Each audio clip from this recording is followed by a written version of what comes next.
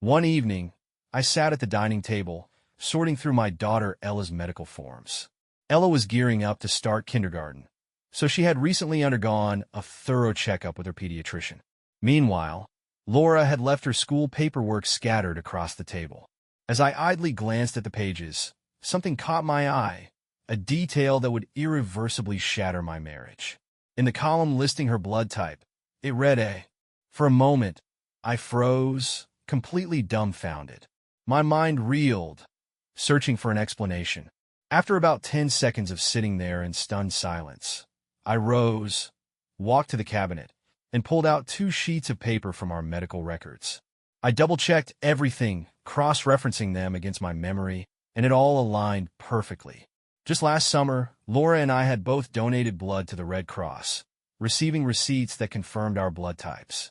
Mine was B, and hers was O. With those combinations, it was biologically impossible for Ella to be our daughter if Laura was her mother. And since I had personally witnessed Laura give birth, it meant only one thing. Someone else, someone with blood type, had to be Ella's biological father.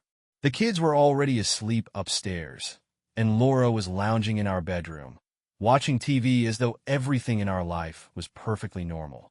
I grabbed a beer from the fridge, stepped outside to the backyard, and sat down, trying to process the wreckage of my marriage. Our relationship, I would have called it fine, maybe not extraordinary, but stable, with the usual ups and downs. When we were dating, and in the early days of our marriage, Laura and I had been deeply in love. We were physically inseparable, indulging in passionate moments frequently, sometimes with reckless spontaneity, even outside the bedroom. We'd hold hands, steal glances, and brush against each other as if magnetically drawn. But over time, that fire dulled, as it does in many marriages. Still, this betrayal made me question everything I thought I knew about us. I sat there, replaying every memory in my mind, asking myself what had gone wrong. Was it a slow unraveling, or did it happen all at once? In truth, it seemed to be both. Things had started to change around 6 years ago, a few months before Ella was conceived. Laura, usually warm and affectionate, began behaving strangely. One evening, she arrived home very late, greeted me with a fleeting kiss, then hurried off to take a shower. She avoided me for the rest of the night. The next morning was no better. She was distant and detached, offering no explanation. But then, that night, she came home early, cooked a fancy dinner, and transformed into the Laura I used to know.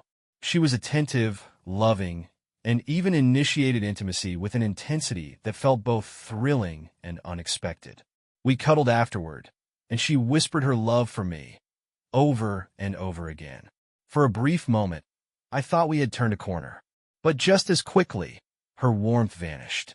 She reverted to coldness, staying out late, barely speaking to me, and heading straight for the shower when she got home.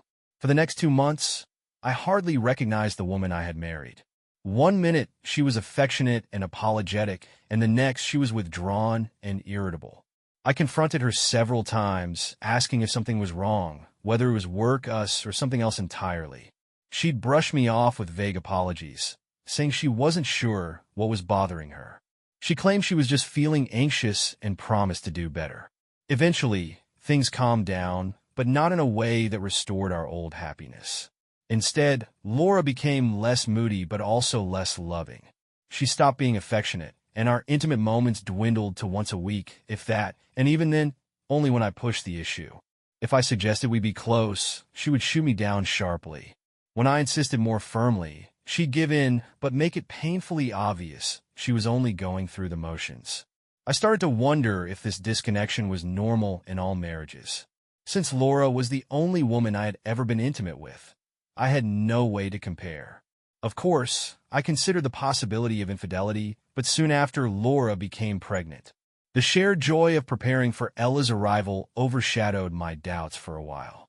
When Ella was born, we were overwhelmed but ecstatic. I reasoned that Laura's disinterest in intimacy might stem from sheer exhaustion. But as the years went by, it became harder to ignore. When Ella turned 3, Laura became pregnant again. and we welcomed Noah just after Ella's 4th birthday. Somewhere along the way, Laura and I transitioned from passionate lovers to worn-out parents, managing 2 wonderful but exhausting children. Yet now, sitting in the backyard with undeniable proof of her betrayal, I could no longer ignore the truth. Laura had betrayed me, and Ella, sweet, innocent Ella, was not mine. Despite the revelation about Ella's biological origins, both Laura and I cherished our children deeply. At the time, I was blissfully unaware of how profoundly unhappy I had become in our marriage, particularly given how our once vibrant intimacy had nearly vanished. I naively assumed that this was just a phase, something all couples with young children endured. But now, with the shocking knowledge that Ella wasn't biologically mine, the events of 6 years ago no longer seemed random or mysterious. Laura must have started an affair during that period. Her distant behavior and those hurried trips to the shower suddenly made sense.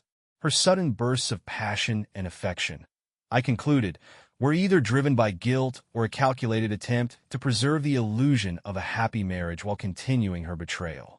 As I sat in the backyard, watching the stars flicker in the night sky, my initial shock began to morph into a slow-burning anger. Laura had not only betrayed my trust, she had deceived me into raising another man's child, and perhaps more than one. If I had allowed my fury to dictate my actions in that moment, I would have stormed into the house, confronted her with the damning evidence, forced a confession, and kicked her out. But the situation wasn't so simple. Regardless of their biological origins, I loved Ella and Noah as my own. And in the likely event of a divorce, Laura would almost certainly gain custody of the kids once the truth came out. I couldn't bear the thought of losing them. So, I forced myself to think logically. What did I truly want? The answers crystallized quickly. First, I needed to uncover the truth about Laura's betrayal. Was it a one-time indiscretion, or had she been living a double life all these years? Did she know that Ella wasn't my child, or was she in denial, or worse, complicit in the lie? Second, I wanted to protect my children from this painful truth. Regardless of their biological ties, Ella and Noah were mine, and I intended to raise them as such. With these goals in mind, a plan began to take shape. My first step was to gather evidence. That night, after Laura had gone to bed, I quietly retrieved cotton swabs from the bathroom and collected samples from Ella and Noah as they slept, carefully labeling them 2 and 3. Then, I swabbed my own cheek, marking it 1. I had a friend working at a university chemistry lab, and I planned to ask him to run DNA tests discreetly. A week later, my friend called with the results. He had no idea where the samples came from. I concocted a story about researching a possible family connection. He explained that samples 2 and 3 were siblings, sharing the same parents. However, sample 1, my DNA, was unrelated to either of them. The truth hit like a punch to the gut. Not only was Ella not mine, but neither was Noah. Laura had 2 children with someone else. I thanked my friend for his help, ended the call, and sat in silence, grappling with the implications. Laura had known about her relationships with this man, obviously, but was she fully aware that he was the father of our children? Or had she deluded herself into thinking they were mine? I decided the next step was to gauge her reaction. That evening, as she washed dishes in the kitchen, I brought up the subject casually. Without turning to look at her, I explained that a colleague's friend, a biologist, was looking to study family genetics and needed DNA samples from relatives. I suggested swabbing ourselves and the kids for the study. I told her I could gather the children's samples before bedtime, and we could do ours afterward. As I spoke, I watched her body language carefully. Halfway through my explanation, she froze, nearly dropping a pan. Though she quickly composed herself, I saw the tension in her shoulders. When I finished, she stood in silence for a moment before turning to face me. "Adam, I don't think that's a good idea," she said, her voice unnaturally steady. "How can we be sure this biologist would respect our privacy or even handle the samples responsibly?" She tried to sound reasonable, but her objections came across as defensive. I countered her concerns, explaining the safeguards my friend had in place, but she remained adamant. Her refusal was firm and unyielding. Her reaction told me everything I needed to know. She was hiding something, something she didn't want exposed. I played along, feigning agreement. "It's okay," I said softly, letting the matter drop for now. But I was more determined than ever to uncover the truth. If Laura wouldn't willingly provide answers, I would have to find them myself. My next step was to search the house for clues, emails, receipts, anything that could reveal the extent of her betrayal. It was time to learn the full scope of her lies. If Laura wouldn't willingly provide answers, I knew I had to uncover the truth myself. The next step was a thorough search of the house, emails, letters, receipts, anything that could reveal the full extent of her betrayal. I needed clarity, no matter how painful it might be. On Saturday, we had plans to visit Laura's parents. Minutes before we were supposed to leave, I staged a fake work crisis, excusing myself with a carefully crafted story about an urgent call. I explained the situation to Laura, who hesitated but ultimately agreed to go without me, taking Ella and Noah along. Finally, I had the house to myself for hours, allowing me to investigate undisturbed. I ruled out searching in obvious places like the kitchen, living room, or bookshelves. Those areas were unlikely to yield anything meaningful. Instead, I focused on Laura's personal spaces, her closet, dresser, and other private areas. Skipping my own belongings, I meticulously combed through her wardrobe and drawers. The discovery of lingerie I'd never seen before hinted at secrets she had kept hidden, but it wasn't enough to prove anything concrete. Only the children's rooms and the attic remained unexplored. Concluding that the children's rooms were less promising, I climbed into the attic. The space was cluttered with old furniture, dusty lamps, and countless boxes of items from before our marriage. Realizing the scope of the task, I scanned the area for anything out of place. Among the cobwebs and dust-covered containers, one group of 3 boxes stood out. One appeared less dusty, as though it had been recently disturbed. I focused my attention on these boxes. Inside, I found Laura's old belongings, letters and keepsakes from her college days, including sweet greeting cards from me. But buried beneath old papers at the bottom of one box was something far more incriminating: a thin stack of recent notes and 2 unmarked videotapes. With trembling hands, I took the tapes and notes downstairs. The notes revealed an undeniable truth. They were from Marcus, Laura's superior at work, and their tone left no room for misinterpretation. The messages were brazenly intimate, detailing instructions for Laura's attire, their secret rendezvous, and explicit descriptions of their encounters. Marcus's words were cold and controlling, showing no affection but plenty of dominance. Some of the notes even mocked me, highlighting my ignorance about the truth of my children's parentage. The tapes painted an even darker picture. I inserted the first one into the VCR, and the grainy footage played before my eyes. The setting appeared to be Marcus's house, and Laura was unmistakable in the frame. She performed a provocative striptease for him, smiling as he directed her with crude, degrading commands. Their intimacy was devoid of tenderness or emotion, and Marcus's harsh treatment of her only seemed to excite Laura. The second tape was even worse. It was filmed in our bedroom. I could barely contain my fury as I realized that Laura had brought this man into our home during one of my business trips. Their actions mirrored those on the first tape, but this time there was added dialogue. As they reclined on the bed afterward, Laura asked Marcus how he felt about me unknowingly raising his children. He laughed and dismissed the question, saying, "Adam's a decent guy who loves kids. I'm not worried about him." He added, almost as an afterthought, that if it weren't for my role in caring for the children, he'd have told Laura to leave me long ago. Every word burned into my memory. It was clear that Marcus had no intention of taking responsibility for the children, and Laura seemed content to keep up the charade of our marriage for her own convenience. She relished her submissive role in their sordid dynamic, and the two of them took a sick pleasure in keeping their secret from me. By the time the tapes ended, my anger had reached a boiling point. The betrayal wasn't just an affair. It was an elaborate, years-long deception that had robbed me of the life I thought I had. Laura had knowingly borne another man's children, mocked me behind my back, and allowed Marcus to desecrate the sanctity of our home. But this wasn't the time to act impulsively. I needed to channel my rage into something productive. Both Laura and Marcus had to face the consequences of their actions, and I resolved to make sure they did. It was no longer just about revenge. It was about reclaiming my dignity and protecting the children who, despite everything, I still loved as my own. Laura's words on the video replayed in my mind, cutting deeper with each repetition. At one point, she retorted to Marcus, questioning what I was good for besides changing diapers. Yet, in the same breath, she defended me, pointing out my kindness and unwavering love as a husband and father, comparing it to Marcus's harsh treatment.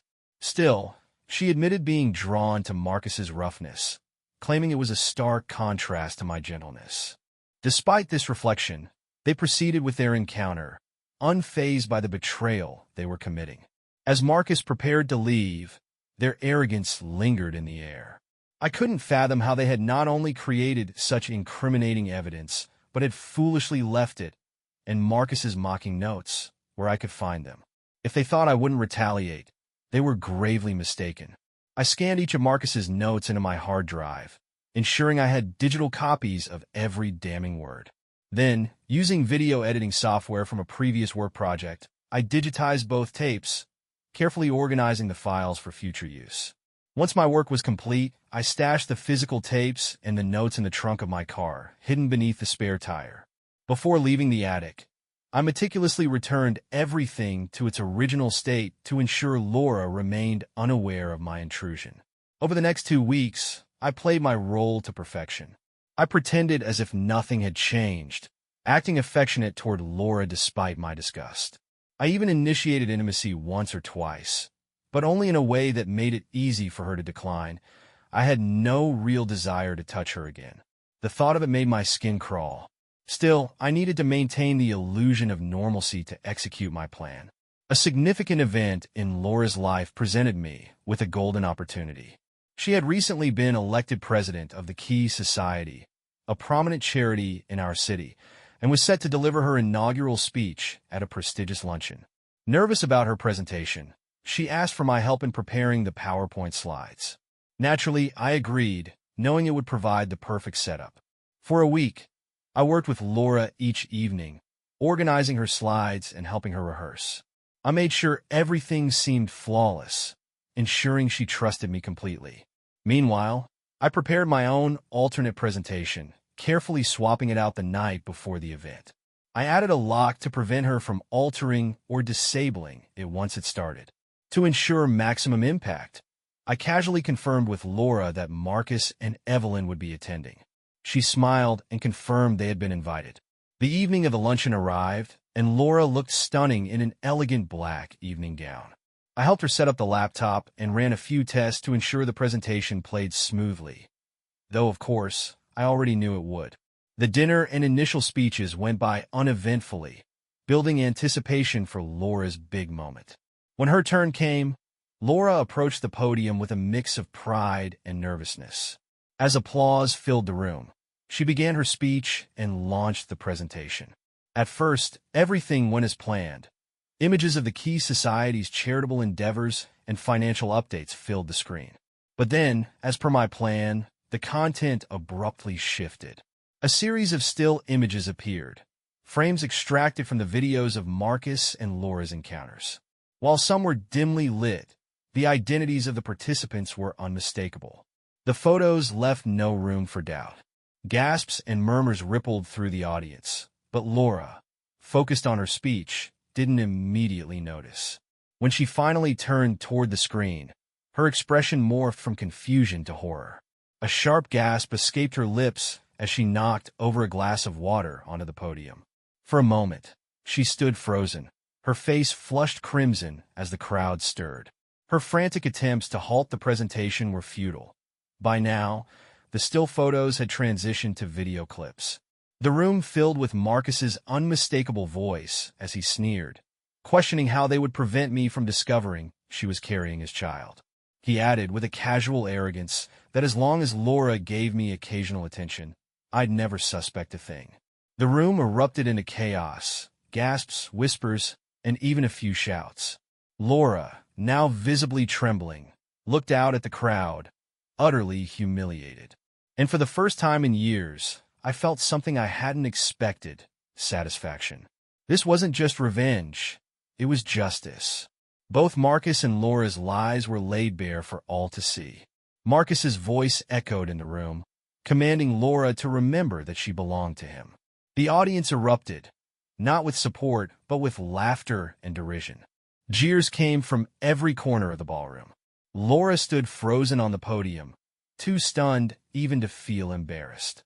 At a nearby table, Evelyn, Marcus's wife, rose with quiet fury, grabbed a vase of flowers, and smashed it over his head before storming out of the room. The crowd, abuzz with murmurs, gradually vacated the ballroom. Many cast lingering glances at Laura, shaking their heads and whispering about the astonishing spectacle they had just witnessed. Surprisingly quickly, the room emptied, leaving Laura and me alone. She remained on the podium, defeated and desolate. Sitting at a table about 10 feet away, I couldn't help but grin broadly as I looked up at her. Eventually, Laura turned her gaze toward me, her eyes brimming with sorrow. "How could you betray me, Adam?" she asked, her voice trembling. "I thought you loved me." Her words were so absurd, given the circumstances, that I burst into laughter. "Love you?" I retorted, shaking my head. "Not anymore." With that, I stood and left, leaving her to stew in the chaos she had created. But as satisfying as this scenario seemed in my imagination, I knew it was just that, a fantasy. The reality was far more complex. Exposing Laura and Marcus in such a public manner would only hurt Ella and Noah, branding them as the illegitimate children of their mother's affair. Moreover, such an incident could jeopardize my custody during a divorce. I had to take a more measured approach. I consulted with a divorce attorney, meticulously drafting documents to ensure that I would retain custody of Ella and Noah. Then I turned my attention to a different plan. Instead of waiting for the dinner event to humiliate Laura publicly, I decided to confront her privately with the evidence. About 4 weeks before the dinner, after the children were tucked in bed, I called Laura into the office. "I need you to review the draft of your PowerPoint presentation for next month," I said firmly. "Can it wait?" she snapped. "I am exhausted." "No, it can't," I replied, my tone unyielding. "I've spent my free time putting this together for you, and I need to know what changes are necessary so I can make them in time." Reluctantly, she followed me into the office. I seated her in front of the computer and instructed her to press the letter when she was ready. "The file will start automatically," I added, suppressing a smile as I stood behind her to observe. The presentation began as expected, with slides showcasing the key society's initiatives and financial plans. Laura rehearsed her speech confidently, until the slides abruptly changed. Her face drained of color as the first images of her and Marcus in intimate positions appeared. Her jaw dropped, and she turned to me in stunned silence. I met her gaze coldly. "Keep watching," I said flatly. Soon, video clips began to play, featuring explicit conversations between her and Marcus. They discussed the paternity of her children, how they mocked me behind my back, and how she denied me intimacy at Marcus's command. Laura frantically tried to stop the presentation, but I had locked the file. For 2 excruciating minutes, she sat there, helpless, as her lies unraveled before her eyes. When the screen finally went dark, Laura slumped in her chair, her head bowed. She looked like she had aged 20 years. After a long moment, she spoke, her voice choked with sobs. "Adam, I'm so sorry," she whispered. "I'm truly sorry. Can you ever forgive me?" "Forgive you?"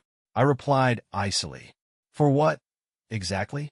For carrying on an affair with Marcus for our entire marriage? For having 2 children with him, while leading me to believe they were mine? For mocking me behind my back? For denying me intimacy on his orders? Is that what you want forgiveness for, Laura?" Her sobs intensified. "Adam, I don't love him," she cried. "You're the one I love. The one I've always loved." I leaned back, silently fuming. "No, Laura, you don't love me," I thought bitterly. "You love the comfort and stability I provide. You love the lifestyle I've given you. But no woman who truly loves her husband could deceive him as you have. I let her cry, saying nothing, relishing her despair. For 20 minutes, her sobs filled the room. When she finally quieted, she wiped her face and looked at me. "What will you do, Adam?" she asked, her voice trembling. "Are you going to divorce me?" "No, Laura, I won't." I lied, my tone flat. "I care too much about Ella and Noah, even if they aren't biologically mine." I let the weight of my words settle into silence before continuing, my voice low and deliberate. "But things are going to change drastically, starting now. You can count on that." I paused, watching Laura's tear-streaked face twist with confusion. "Let's begin immediately. Call that idiot Marcus and tell him to be here in 15 minutes. Her eyes widened in horror. "I can't do that, Adam," she stammered. "He's at home with Evelyn and the kids. He won't come." I smirked coldly. "Say whatever you have to, but get him here. Make it very clear to him that if he doesn't show up within 15 minutes, his perfect little marriage will be over by tomorrow." She hesitated, visibly unsettled by my unwavering tone, but after a moment, she turned and shuffled to the kitchen to make the call. Her voice was shaky, but she delivered the message. When Marcus arrived, his usual insincere smile was plastered on his face, though it couldn't mask the anxiety in his eyes. Laura must have briefed him on the situation. "Come into the office and take a seat, Marcus." "You too, Laura. We have things to discuss," I directed, my tone leaving no room for argument. They obeyed without a word. Once we were seated, I wasted no time. "Okay, Marcus, here's the deal. You've been having a grand time with Laura, treating me like a fool. That ends now. Things have changed, and it's time for you to face the consequences." Marcus opened his mouth to respond, but I raised a hand sharply to silence him. "See, watch, listen." I pulled up the PowerPoint presentation, the same one that had unraveled Laura's facade weeks ago. I relished the horrified expression that spread across Marcus's face as he absorbed the incriminating images and video clips. By the time it ended, the room was filled with a thick, suffocating silence. I savored it. "Now, Marcus, you'll do exactly as I say, without question. Otherwise, your supposedly blissful marriage to Evelyn will come to an abrupt and very public end. Do you understand? Don't speak, just nod." He glared at me, his expression seething with suppressed rage, but he eventually nodded. "Good," I said, leaning back. "Listen carefully. I have several documents for you to sign. You'll have 48 hours to review them with your lawyer and return them to me, signed.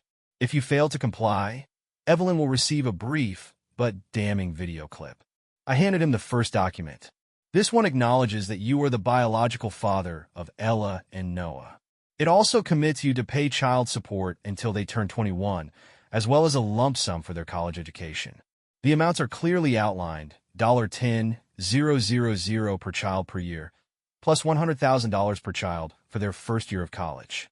These funds will be placed in a trust, with me as the sole trustee. I'll ensure the money is used exclusively for the children's needs." Marcus shot out of his chair, his face contorted with rage. "Listen, Adam, this is ridiculous. I'm not agreeing to any of this." Before he could continue, I shoved him forcefully back into his seat. "Shut the hell up, Marcus," I growled. "You're wealthy, and we both know it. This isn't about what you want anymore. It's about what I demand. Now sit down and keep quiet until I tell you otherwise." Across the room, I noticed Laura staring at me, wide-eyed and horrified. She had never seen this side of me. Her once devoted husband turned cold and commanding. "The second document," I continued, "grants me permission to adopt Ella and Noah. Both you and Laura will sign it. The third document is a formal renunciation of your parental rights, pledging never to disclose your paternity to anyone. And finally, the last document is a personal admission that you exploited my wife in the workplace, coercing her into an affair." Marcus exploded again. "That's a complete lie. She wanted it as much as I did." I met his outburst with a deadly calm. "Sit down, Marcus. Perhaps, but Laura will still file an official complaint of workplace exploitation if I instruct her to. Do you understand, Laura?" I turned to her, my tone sharp. She looked between us fearfully, but said nothing. "Let me clarify. I said icily. These documents won't be acted upon immediately. Think of them as my insurance, Marcus. In case you ever try to shirk your financial obligations to my children or reveal the truth about their parentage. I handed Laura the prepared exploitation complaint. Sign it, Laura, I said firmly. She hesitated, but ultimately complied, her hand trembling as she wrote her name. Her fear was palpable. Now, Marcus, we're almost done. I expect these documents back in my possession within 48 hours. Deliver them to me personally. And if you're considering any foolish attempts to retaliate, let me assure you, copies of your correspondence and videos are securely stored and ready to surface if necessary. I locked eyes with him, disdain dripping from my voice. Any questions? Marcus said nothing, his silence confirming his defeat. I reached for Laura's hand, a calculated gesture to remind her that, for now, I still held the reins. The game was far from over. I guided Laura back to the office and seated her. She trembled, visibly consumed by fear and horror. I had never seen her in such a state before. It's all right, Laura. I would never harm you. There's no need to be afraid, I assured her, my tone calm but firm. Her voice cracked as she looked up at me, tears pooling in her eyes. God, Adam, what's gotten into you? How could you do this to Marcus? I tilted my head, somewhat surprised by her outburst. You really don't understand, do you, Laura? Don't you see that what he's done to you, to us, is malicious and unforgivable? She flushed a deep crimson. Yes, of course I understand. It's plain to see. But you're so furious. It's as if you've lost your mind. I paused, choosing my words carefully. Laura, I've assured you that I won't divorce you. But let me be clear. Our marriage will never be the same. Do you understand? Yes, Adam, she murmured, her voice trembling. I'll do whatever it takes to make things right. But what more can I do? What have I done to you that I haven't already apologized for? I leaned back slightly, observing her crumpled form. All right, I said, my tone neutral. Let's start with a few conditions. First, within 2 weeks, you'll secure a new job. I won't allow you to continue seeing Marcus at work every day. That should go without saying, but I'll spell it out. There will be no further personal interaction between you two. No touching, no kissing, no lovemaking, no phone calls, no emails, nothing. She nodded vigorously, her face pale. Second, I continued, if our marriage is to continue, it will do so on an entirely new foundation. I refuse to tolerate your bad temper, coldness, and indifference anymore. I expect you to be cheerful, kind, and affectionate every single day. You'll need to show me, through your actions, not just words, that you love and appreciate me. Her breathing grew uneven as I spoke. And another thing, Laura, I said, my tone hardening slightly. You've shared a wild, uninhibited side of yourself with Marcus, a side I've barely glimpsed in years. That ends now. I expect to see you in that seductive lingerie you've kept hidden, and I expect you to be eager and willing when it comes to intimacy. If you truly love me, you have a lot of lost time to make up for.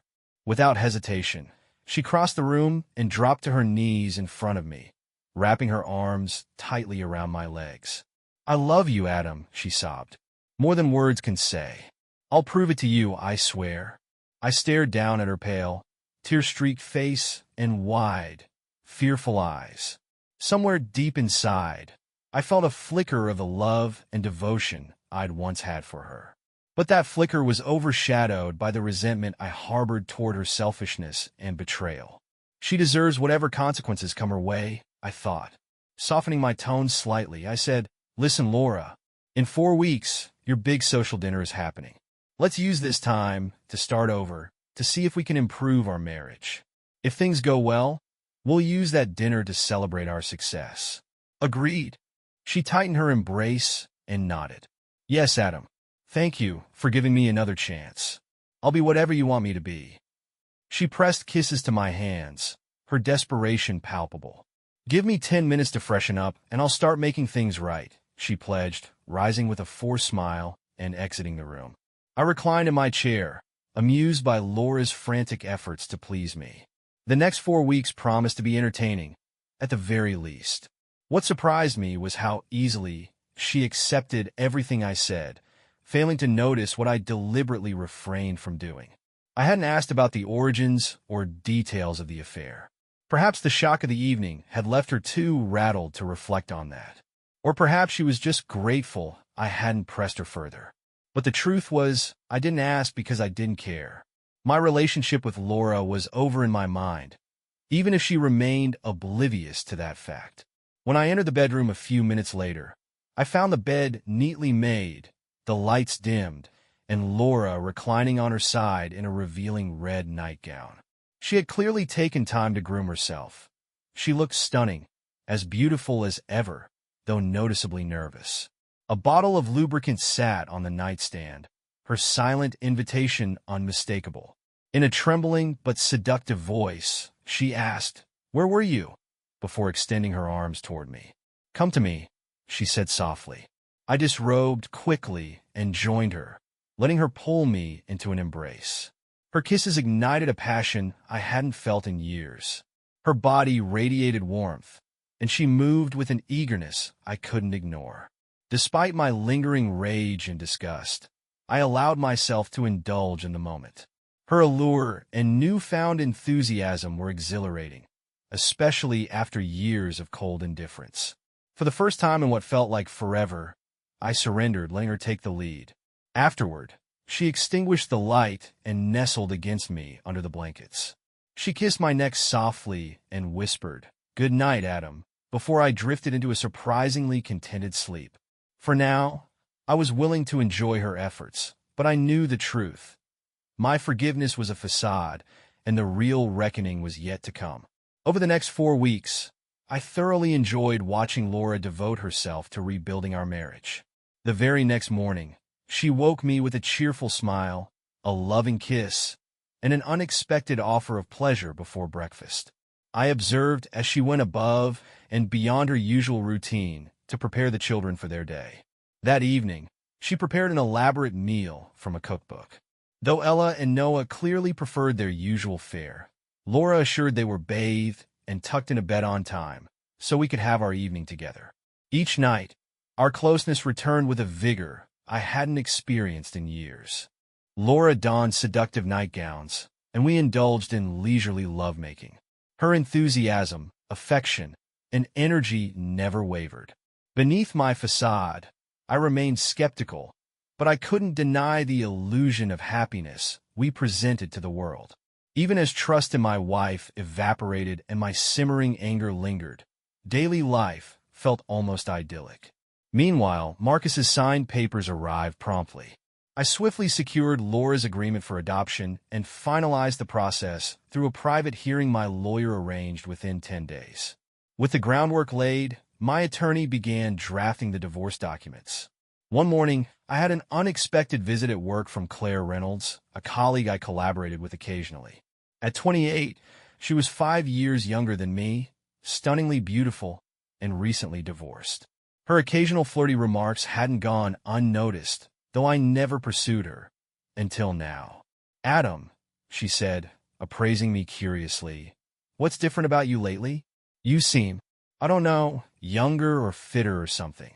"Thanks for the compliment, Claire," I replied with a smile.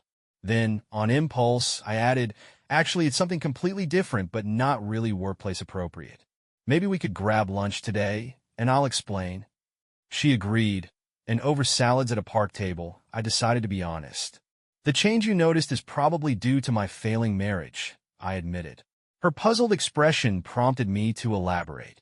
"A couple of weeks ago, I found out Laura was having a years-long affair with a coworker.